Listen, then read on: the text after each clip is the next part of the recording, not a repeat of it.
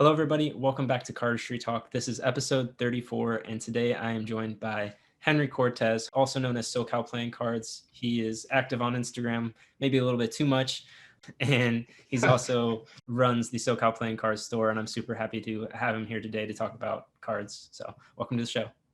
Thank you for having me. Appreciate it. Yeah. Like I said, I'm super excited to hear kind of your perspective on things. When I asked people on Instagram what they wanted to hear about, one of the main things was they just want to know how Socal Playing Cards at the store kind of came about and how it grew into what it is today. Sure. In a nutshell, I mean, you used to sell stuff on eBay. This seems to be the way that most people get started.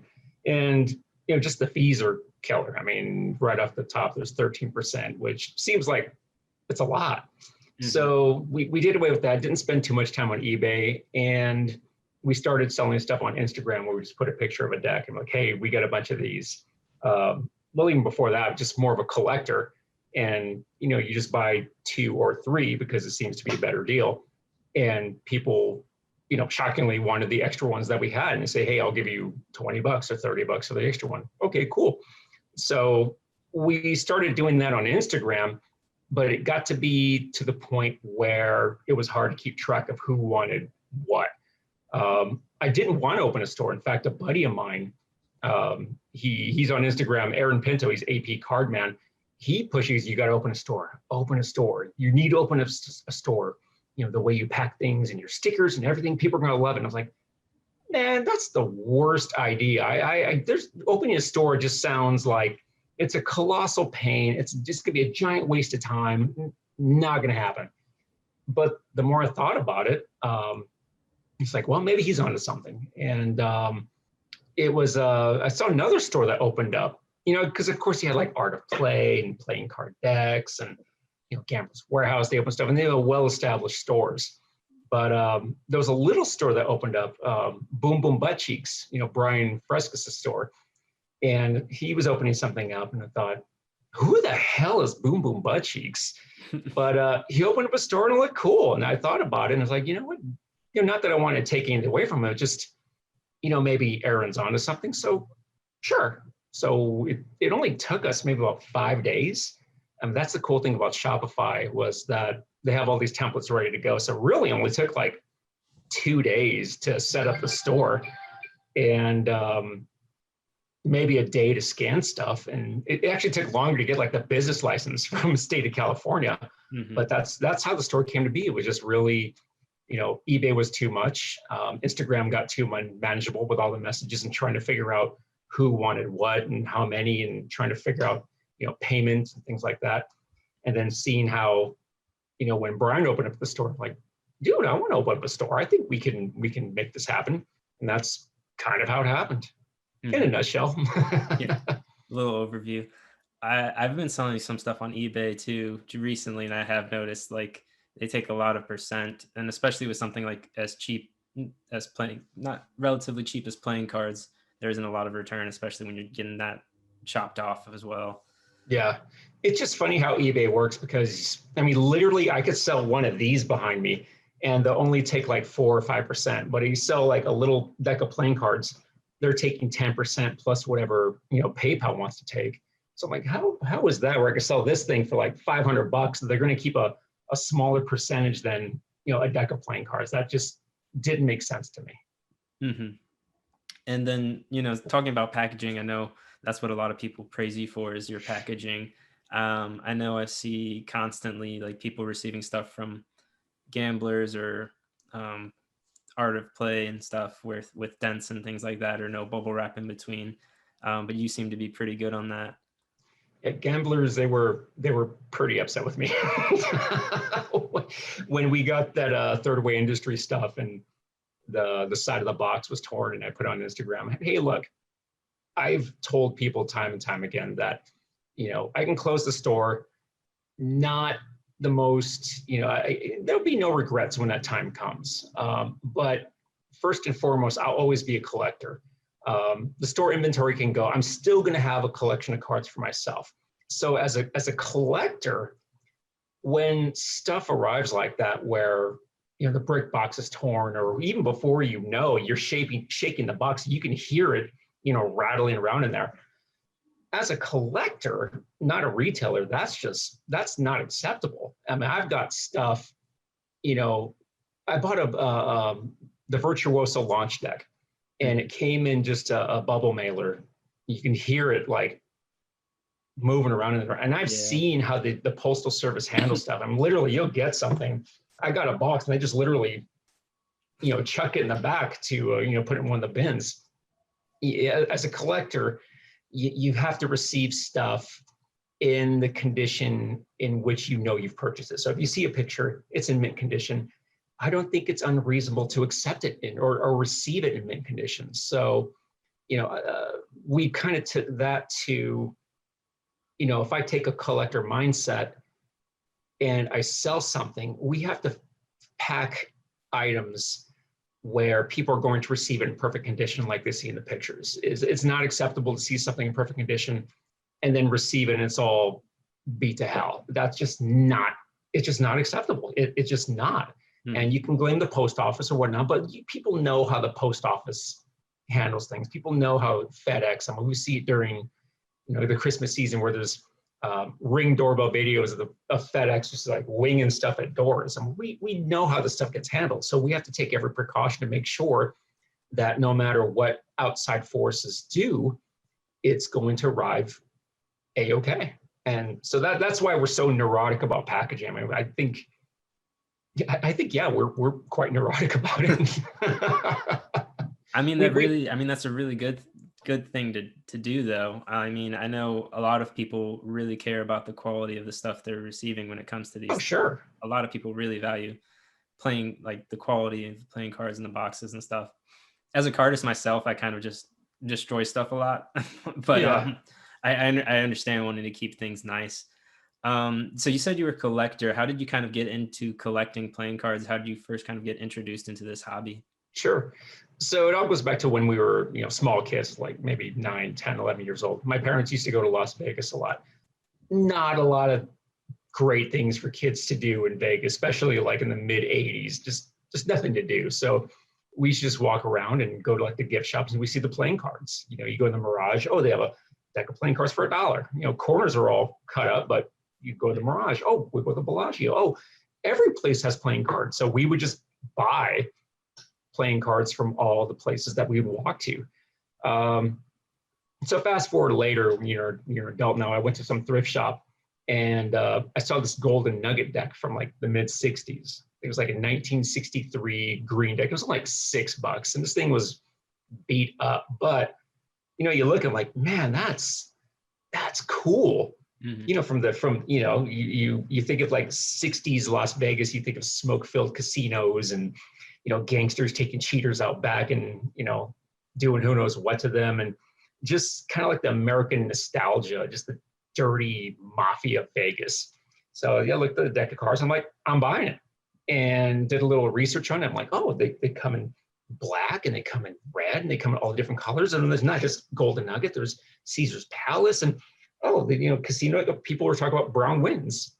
So I'm like, I need to find out more about these brown winds. I need a deck of brown winds. So I started buying all the Golden Nugget decks and all the brown wind decks that I could find. And then after that, like, you find out that playing card collecting is just this enormous deal. And then you learn about Fontaine and Anyone and Jackson Robinson and King's Wild Project. So, it's easy to fall into that collector's trap where you start to buy anything and everything you can get your hands on, even if you hate it, just the fact that you didn't have it. I'm like, take my money. I don't care if it's ugly. I'm buying it just because I don't have it.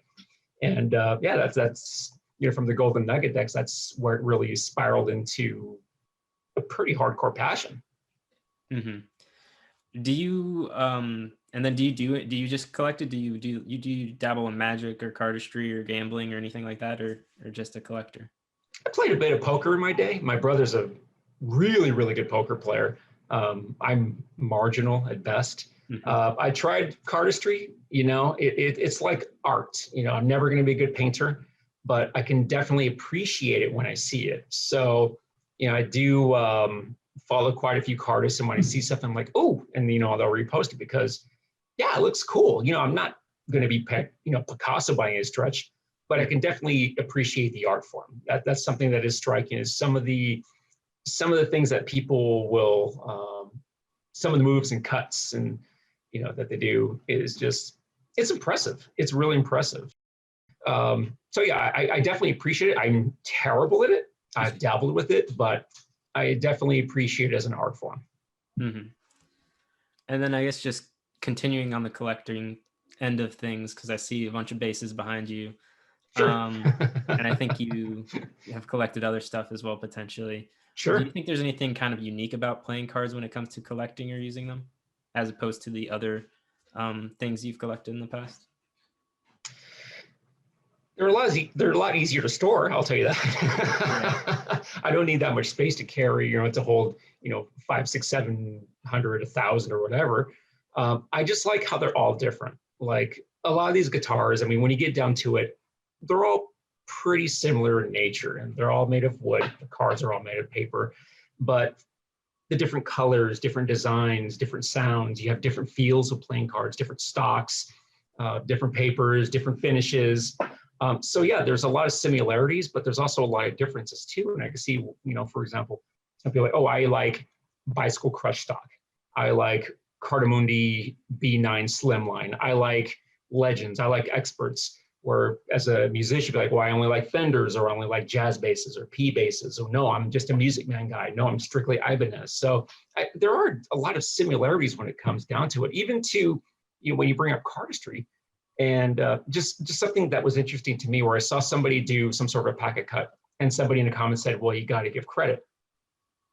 The funny thing is, as a amateur musician, you see people all the time playing, or literally playing different guitar solos that like Slash did, or that Stevie Ray Vaughan did, or Eddie Van Halen, and they'll mention, but it's kind of the same deal. Like, okay, that's an Eddie Van Halen solo. It kind of doesn't have to be said, but they're not necessarily putting the credit like this is from Eddie Van Halen. So yeah, there's even a lot of similarities, even from, I guess you would say, a performance standpoint, where people watch and they'll mentally critique it, like, wow, that was pretty good, or you could have done this a little bit better.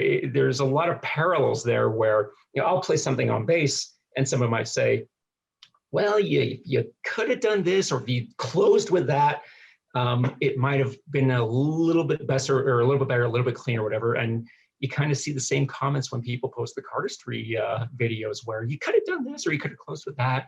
It's just interesting how there's a lot of parallels there. Yeah, for sure. I mean, I've tried music, and I'm not musically talented. So I'm not a cardist either, so yeah. But it's interesting that you see parallels between what I would consider two very different activities, I guess. What I really like about, I'm more of a cardist first and a collector kind of second. But what I find really nice about collecting cards is, as opposed to, I've collected like video games in the past, as opposed to like video games or music, where that stuff becomes digital. Like, this stuff is always going to be physical. Like, you can't have a tally ho without actually physically having a tally ho, which I think there's something nice about the physical aspect of collecting playing cards, because that's the only way you can interact with them, really. Oh, sure. Yeah, definitely. If that makes any sense. Oh, yeah. So like my brother has a really extensive video game collection, retro video games. So he has all the Super Nintendo games, the Wii games, the Genesis, regular Nintendo. And now that there's all these emulators, he's finding that I don't necessarily have to carry all these video games, because you can put it all like on a flash drive, and then you'll have entire collections instead of in shelves. You just have it on a drive and he's ready to go. And it's weird, because my thing is, I always like to have something tangible, back when, like CDs, for example, I'd go and buy a CD, and now you don't have to buy anything. It's all right here, just download it on your phone. But I kind of miss that tangible physical aspect to things. Yeah, it's really, really nice. And one thing that I think is going to be missing a lot in the future, and I think even now, is like the excitement of going to like a specific retail store. Like, for me, if I used to go to like a video game store, like I would go there for one purpose, but I would see a bunch of other things in the same hobby and like get spark my interest. Like, Oh, sure. I think that's where having something online, you don't necessarily have the impulse purchases. yeah, Like I go to Best Buy and I buy something, I'm like, oh, this is on sale. Let's get that. Let's get it. You know, Target's a great example. I go for Target for one thing and I walk out with like a whole cart full of stuff. yeah. For better or worse, there's that aspect of it. Oh yeah. What I really love seeing right now is like these art of art of play capsule store, Fontaine store, anyone's room, showcase room. All these places are opening up. Like that's going to be really cool for the people that live relatively close to those places to be able to find other things that they really enjoy about the hobby. Oh Um, sure. and speaking about that, how has been visiting? I know you've been to Fontaine store a couple times. How's been visiting over there? It's been great. I think we're really lucky that we're literally only about an hour outside of the Fontaine Center and about not even 2 hours outside of where Art of Play, the play capsule is. So Mhm. one of the benefits of where we're located is they're relatively close. So it's not impossible to go out to, visit the Fontaine Center when they have drop or Art of Play when they have something going on. It's been great. I know we get there really early, and some people have said, Andrew, you're freaking crazy. You're going to stay there 6 hours. But the thing is, when you're there, the people that show up, you're able kind of to interact with them and have a lot of friends that show up. So it really doesn't feel like 6 hours. It didn't even feel like three the last time they had the Kogan drop is a perfect example. And we got there at 9 o'clock knowing that they're going to open doors at 3. And it did not even feel close to 6 hours because just all the people that are there and talking to friends and meeting people. And that's the thing that's surprising too, is, you show up and one guy said, oh my God, you're SoCal playing cards. And, oh yeah.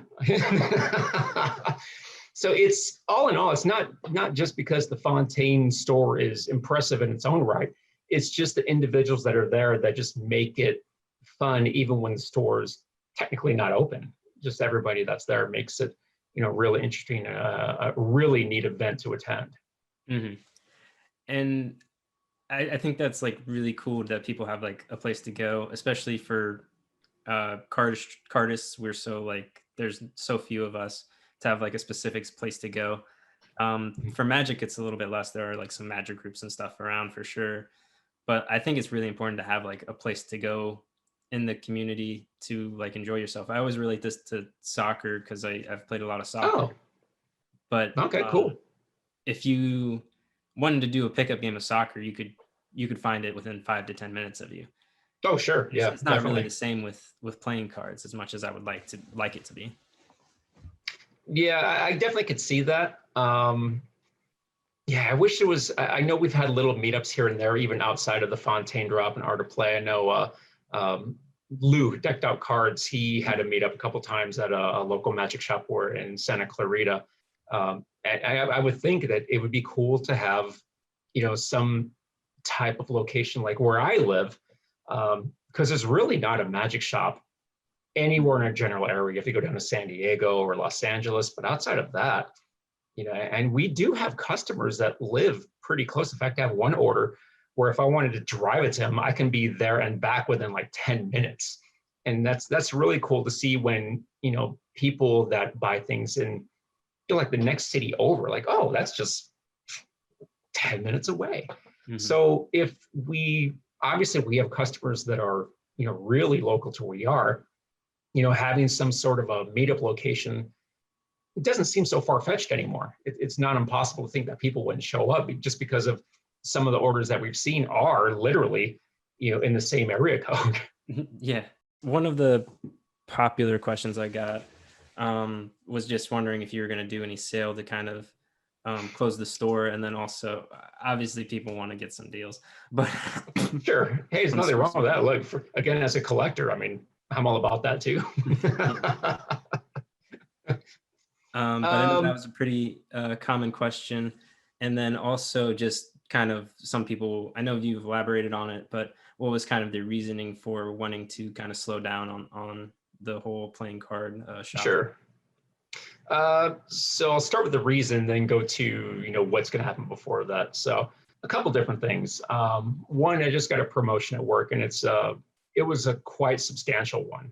It's going to have more responsibility. I'm going to have people reporting back into me.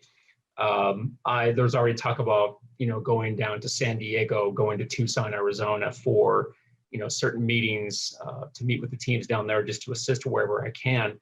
So I just know from a time standpoint, especially where I'm at right now, the fall into the winter is the busiest time of year. So if I have that plus additional responsibilities in San Diego and Tucson, I don't think I would be able to devote as much time to the store to keep it running the way I want it to. I don't want to cut corners. I don't want to delay shipping times.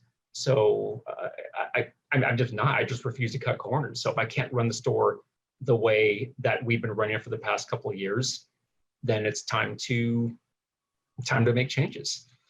Another thing that people don't realize is, because I've already have a day job, there are some days where I get home and it's like having a second job. I mean, there's some nights where you get home, have dinner, and from 6 o'clock until 10 o'clock, you're just working on the store. And hey, we're not robots, we're human beings. And there's some days where I come home and I look at a stack of orders and I'm like, I don't want to do that today. I just don't, And the joke is I could take days off from work, but the store gets no days off. It just doesn't. So just from, a human standpoint, it's getting to the point now where there are just some days where I just don't want to do it. So I want to start winding it down where I still have great memories of it and not think of it as, man, what a burden that became. I want to wind it down while it's a pleasant experience rather than, an experience I look back on like, what a giant hassle that was. Because right now I love it. The customers are great. Everyone, they send messages. It's so funny. Like someone will buy something. I'll see, the little Shopify thing come up. You have an order of X amount of dollars, and I click on it, and then they'll send me a message saying, "Hey, man, I just bought this, and this for X amount of dollars." I'm like, "Hey, that's awesome." I do really, really appreciate customers, but when it's literally been going on for 2 years straight, there's kind of a need for a break, for a long break. Not that I don't like the store, again, it's more due to the success that we had rather than, oh, the store sucks, But yeah, those are the two reasons really, just the promotion and it just need a break. It's really, really busy. It gets very, very busy, and there's no way we thought it was going to turn into what it has. It's blown away all of our expectations. Well, all of us, I mean, just me and my wife. I mean, there's just two of us. So yeah, that's the one funny thing that people have asked is, tell your team thank you. I'm like, okay, I'll tell the wife, thanks. Where's your physical store? Can we get a warehouse tour? So we joke that, we would love to do a warehouse tour, but I mean, literally, yeah, exactly. Everything's just run out of our, the back of our house. Yeah. Oh, and then there was a question about the sale, correct? Yeah. So yeah. There's that as well. Probably. What we're thinking is, probably in October, that's when we're finally going to wind it down completely, because that's when it gets busiest for me at work. So I'm thinking at least a couple of weeks before, we're probably going to stop adding most stuff to the site. Because right now, whatever's available, we'll add. Even if we sell like one or two, we're still going to have it on hand. But there will be a point in time where we're just going to stop adding stuff because we already have a pretty nice inventory of cards. And then probably whatever's left, maybe, was it September? Then we'll probably look at having, really, really big discounts, almost like a clearance sale, so to speak. Because there will be a point in time where the site will still be there because we still have about 700 Socal decks. So So yeah, you'll know when the store is done because literally they'll just be the Socal Deck and that's it. That'll be it. Yeah, and then I mean, just talking about like having a second job type thing. I mean, I feel that with this podcast sometimes. I only spend probably like an hour a day, so like not even close to probably what you've had to spend on some of this stuff. And there's some days I get home and I'm just like, you just want to kind of veg out, and Oh, relax. sure. So And I can totally understand that. that's some people have told us that, dude, I'm gonna open up a store because it looks easy. Like, no, man. when you have big days and when a store is, I guess you could say, successful, it is like a second job. And we came up with like guidelines when we first opened up the store. And one of them was when it feels like a job or a chore, then that's it. We want to be a hobby, we want to be fun. But when it turns into a job, that's when we need to look at things. And I think that's where it's gotten to that point. It's a nice problem to have, Yeah. because it feels good, and the people send you nice messages, and we appreciate everyone who's bought from the store. But it feels like a job sometimes. It feels like a job more often than not now. Hmm. And I think I can say for the vast majority of the community, we're appreciative of the work you've put in. I think you said the past 2 years. And I mean, I think you see a lot of resellers kind of gouge the price afterwards, and you're pretty reasonable. And I think a lot of people really appreciate that. Obviously, we said like your packaging is usually considered really good. So just a thank you from us to you for the work you have put in, and I think we can all say we appreciated it. Well, you got to keep it fun too. I mean, that's the one thing. I mean, it'd be easy to have a store and just price it, try to get as much money as possible. But there are a lot of good people, and I think we're in a position that we can go to the Fontaine drops and get the cards, and again, people sometimes don't realize with the way we price like Fontaine's, for example, we're making bare minimum off this. I mean, we see on eBay someone's doubling their money, selling one deck, where literally we have to sell all of them to make the same amount of profit the guy on eBay is.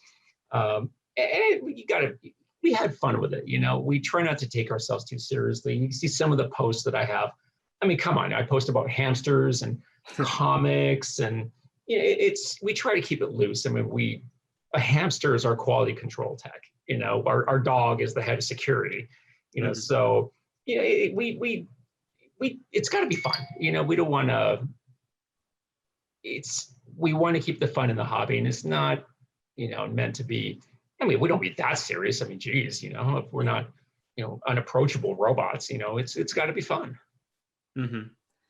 And then going into the future, you're gonna keep collecting cards and then posting on Instagram, etc. I don't know.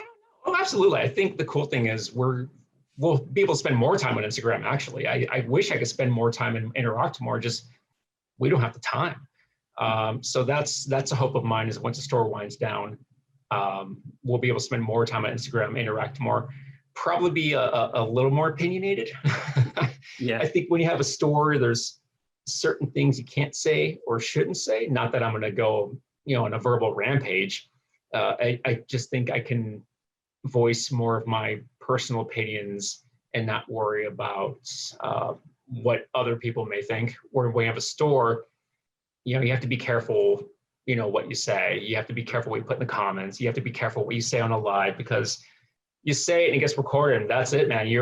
That statement is out there from now until the end of time. So when you're a store, you have to be a little careful, because it can be a little tricky. But I think when you don't necessarily have a retail establishment, again, not that you're gonna, burn the American flag, but you can share a little more of your personal opinions and not worry about any sort of backlash. Like, I'm boycotting you. Well, there's nothing to boycott. Yeah. You can unsubscribe or unfollow. That's about it.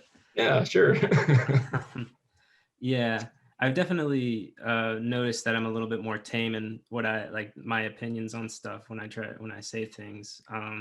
For kind of that, I don't sell anything really besides like some merch that a few people have bought. But like even then, I feel like Cardistry Talk now is like a brand, I guess you could say. Mhm. So I want to be as positive as I can be, and I don't want to like bring any negativity to the community, even if I see something I don't necessarily like. Oh, sure. Yeah. And that's one of the things too, is where, I've taken some flack a few different times for selling certain decks. And my opinion is, well, you don't like it, you don't have to buy it. That's cool.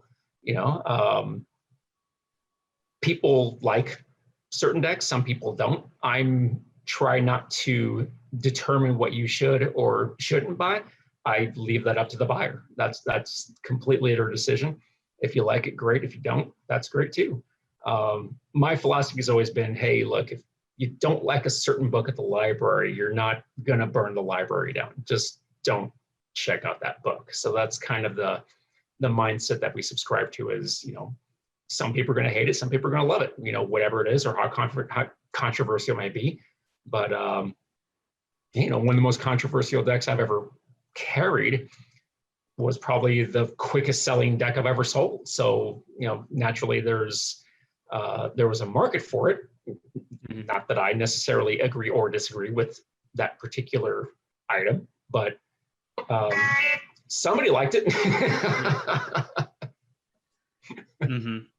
And then going into the future, do you plan to, design more for SoCal, like another SoCal deck? I know that's another thing people are a little interested in. I would love to. I really want to do a bike deck. In fact, a bicycle deck was the first one I wanted to do. It just didn't happen because I kind of stumbled upon the design of the first one, and we just ran with it. But would love to do a bike deck. That's actually was the original goal. There's a couple designers that I would like to reach out to for help on it, because I have the basic overall design down, but just some of the finer details, I think I would need a little bit of help because my art skills are zero. It's a miracle we got the first SoCal deck off the ground because I didn't have Illustrator. It took me forever to try to figure out the basics. So really, it was a miracle that deck even got created because of just the how artistically bankrupt I am. But V2, I would like to see it happen. My wife definitely has differing opinions on it, but there's a couple artists that I have in mind that I really, really like their work that I would like to reach out and try to make that happen. But yeah, it's still very, very early. I don't have a time frame on this, and I try not to get caught up in, well, I have to have it done by this point in time because it has to be released by Christmas or no. When it happens, it happens, and if it doesn't, it doesn't. And if it does, I just want it to be the best deck we can do. That's kind of how it happened with Socal Deck. I mean, it was kind of silly to order 2,500, but it had to be on premium stock. It had to be on crush stock. That was the only way I wanted to be done. And I'm still glad I did it that way. There's no regrets with that deck because I did it exactly the way we wanted to. We still have a ton, but I don't care. We did it exactly how we wanted to. So at the end of the show, I usually do what I call the rapid round of questions. And that's 3 minutes of random questions, and the goal is to answer as many as possible. Awesome. So first question, we'll start with a simple Coke or Pepsi? Coke. All right. Cats or dogs? Dogs. Do you play video games? Not anymore. Okay. Android or iPhone? iPhone. If you could add any word to the dictionary, what would it be? Smooshed. Smooshed. Okay. Pancakes or waffles? Pancakes. Summer or winter? Winter. What would the title of your autobiography be?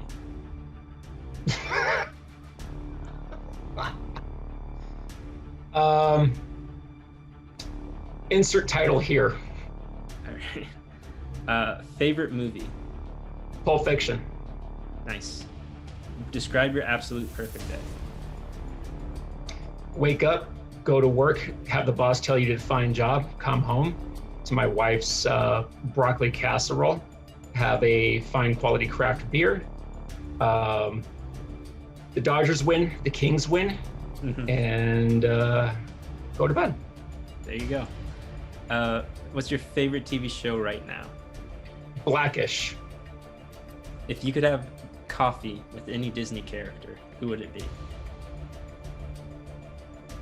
Donald Duck. I want to see if he makes a mess. Do pineapples belong on pizza? Yes, absolutely. If you could have any superpower, what would it be? Be invisible. Have you ever broken a bow? Yes. All right. If an actor portrayed you in a movie, who would you want it to be? Pacino. What's your favorite deck of cards at the moment? Right now, I always like the brown winds. Brown winds with something different about them. Favorite band or musician? Radiohead. Nice. Favorite type of food? Mexican. I wonder why.